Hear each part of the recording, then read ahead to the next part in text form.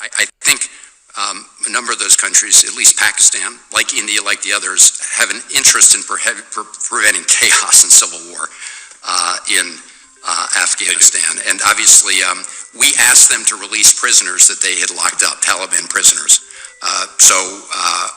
Obviously we have to keep an eye on the ISI, we get that, but let's all work together to achieve the goal of a stable Afghanistan that protects the rights of its people. Thank you. Appreciate that. Thank you. Senator Cruz.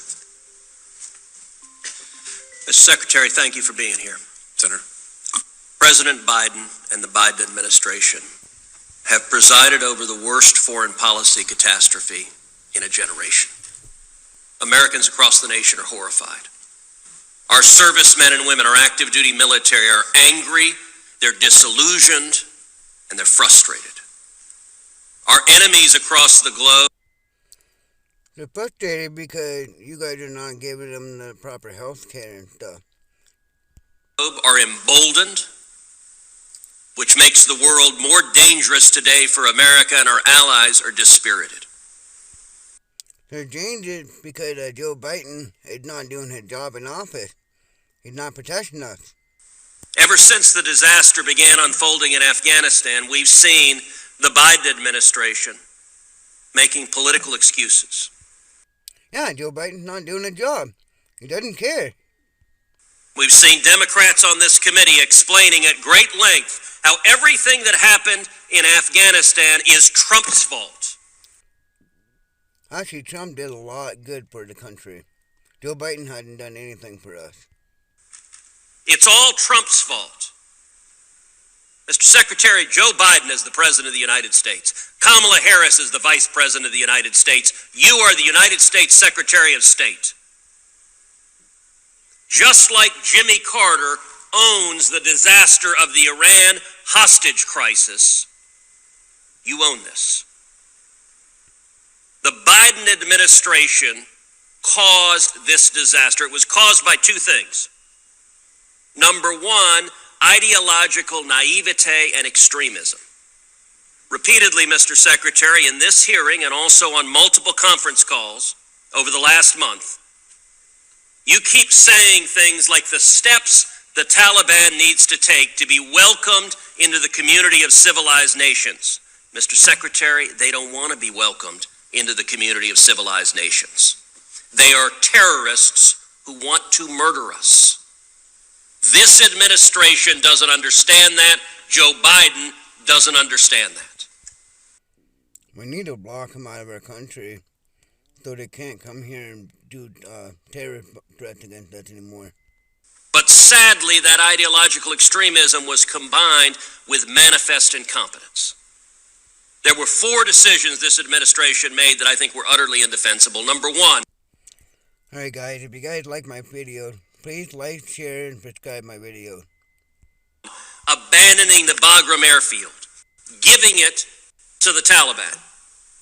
That is a decision that 100 years from now will be studied at war colleges as a colossal strategic mistake, giving up 2 secure airfields, necessitating an evacuation from a dense urban environment, a commercial airport, which led tragically to the suicide bombings and murders that killed 13 American servicemen and women. Had we been evacuating from Bagram with a secure perimeter, the odds are quite high.